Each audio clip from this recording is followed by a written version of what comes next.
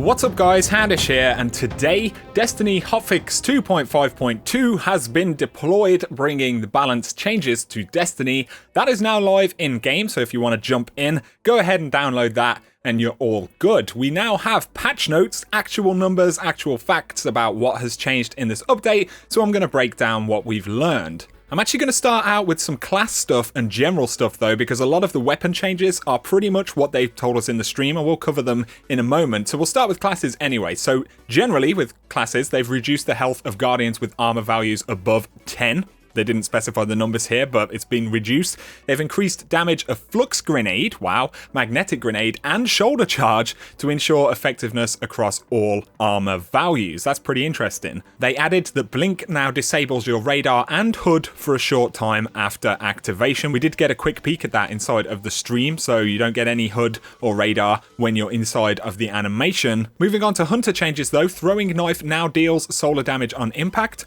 Hungering Blade has been changed to immediately start health regeneration to restore more health per kill, but gives a flat amount of shield and health per activation and does not immediately start regenerating shields. Blade Dancer's Quick Draw perk no longer readies your weapons instantly, but now grants a large increase to weapon handling speed. So that is pretty interesting. Definitely a nerf right there to the Blade Dancer Hunter in particular. For the Warlock, Viper Totemic on the Ophidian aspect no longer readies your weapon instantly, but grants a large increase to weapon handling speed, so basically the same as the quick draw nerf right there. Stormcaller's Thunderstrike melee has reduced range to be consistent with other Warlock subclasses. Amplitude will continue to grant a small range boost to the new base range, and Landfall now reduces the total time in Storm Trance. The Titan's Juggernaut shield is now disabled after being in the air for a short time and cannot be activated while in mid-air.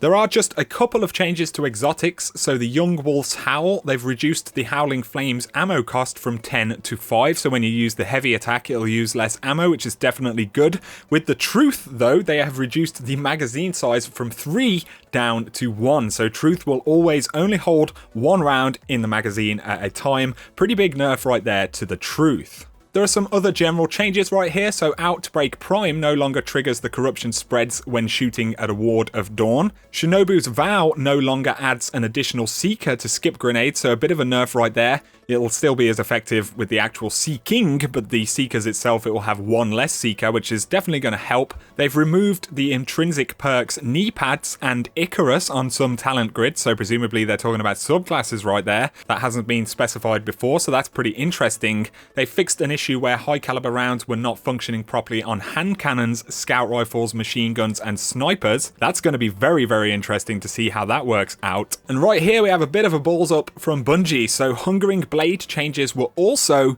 inadvertently applied to the following perks. So I'll talk about what the changes are in just a second, but Transfusion on the Striker Titan, Quarter Eyes on Sunbreaker, Lifesteal on Voidwalker, the Red Death perk, the Soros Legacy perk, No Backup Plans, Ward of Dawn cast, the Ram, Apotheosis Veil, and Embrace the Void all have a bit of a problem. So Cosmo posted a second post saying that the Hungering Blade changes had been applied to several other health regen perks, and Josh Hamrick had this to say. Over the last couple of days, as we continued to test the patch, it came to our attention that the changes we made to Hungering Blade were unintentionally shared among a number of additional elements. While we considered delaying the hotfix to remove the shared change, we ultimately decided to live with the hot patch we'd made and tested, and we believe that Hotfix 2.5.2 is an important step forward to maintain the health of the game, and that getting it out as soon as possible is in everyone's best interest. And they say that over the next couple of weeks they'll be watching and listening to what we say about these changes, and they say that they'll be unsurprised if additional tweaks need to be made, but they're honestly super interested to see how the changes, intended or not, play out. So essentially they didn't intend for this to happen. I'm not entirely sure, how that works. The Red Death perk isn't going to work the same as it did. Those health regeneration perks, Quarter Eyes, Hungering Blade, Transfusion on the Striker Titan are not operating the way that they previously did, and this wasn't really inside of Bungie's test environment. That they would, this wasn't an intentional move. So that's very interesting. Not entirely sure how these things will feel. Let me know what you guys think about that below. He does say at the end though, now if you'll excuse me, I have a first date with a potential Scurry fix. So they are hinting to that Scurry fix again, hopefully coming very soon. So now onto stuff which we have covered in some form before. Crucible special ammo has been adjusted in all game types. Players start Crucible matches with special ammo, but special ammo is lost upon death. Of course, sidearms are not affected by the change. Special ammo crates now appear every 60 seconds. Special ammo crates are shared with allies within 75 meters, which is down from 100 meters. Special ammo timing in Mayhem has been unchanged. In elimination game types, which includes Trials of Osiris, the round time limit has been reduced to 90 seconds, down from 2 minutes. That's going to be very interesting. Players only start with special ammo for round 1. Special ammo timing is 30 seconds initially, and then 45 seconds after respawn. And special ammo is wiped at the beginning of rounds after round 1, so you will not always have special ammo inside of these game modes. For the weapons, hand cannons have significantly increased initial accuracy. They say that this is, back to the status that it was in at year 1. They've reduced the base range to 35 meters from 40 meters, reduced aim assist and magnetism at longer ranges, and reduced minimum damage after fall off from 50 to 33%. For auto rifles, they've increased the precision damage modifier to 1.3 times, up from 1.25, increased base damage on low rate of fire auto rifles by 2.5%, so that's the specific number right there. They've also increased in-air accuracy of auto rifles. Pulse rifles have a reduced rate of fire for the very high rate of fire pulse rifles by 7.7%, so that's your Clever Dragon archetype. Increased rate of fire for low rate of fire pulse rifles by 5.3%, so that's spare change, the messenger and stuff like that.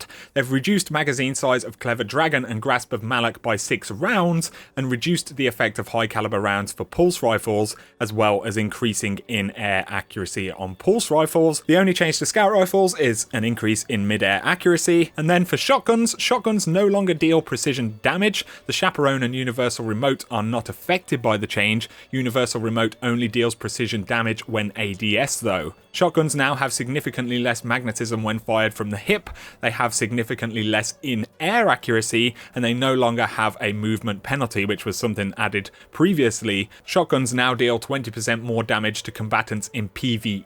They didn't actually put that in the patch notes, but that is specifically in PvE. Rangefinder on shotguns now increases ADS time by 25%, reduced Universal Remote magazine size to 3 rounds from 5 rounds, and the Universal Remote has a longer reload time. So lots of stuff right there, guys. Of course, there have been mixed emotions about this stuff already inside of the community. The bit of a balls up that they had with the Hungering Blade change basically affecting anything that affects health regeneration is very interesting right there. It's going to be interesting to see how that plays out, and it'll be interesting to see if they get a fix for that quickly, because, if those things turn out to be problematic, as well as things like scorries, really, we're looking, I think, at another update within a couple of weeks of now. Otherwise, people are going to get salty about that. But nonetheless, I'm really curious to see how these changes play out in the game. I'm really looking forward to actually getting in there and playing. Let me know in the comments what you guys think about various changes down below. If you have found the video useful, a like is always appreciated. And if you're new to the channel, be sure to hit subscribe to see a lot more Destiny content. But for now, you guys have an awesome day.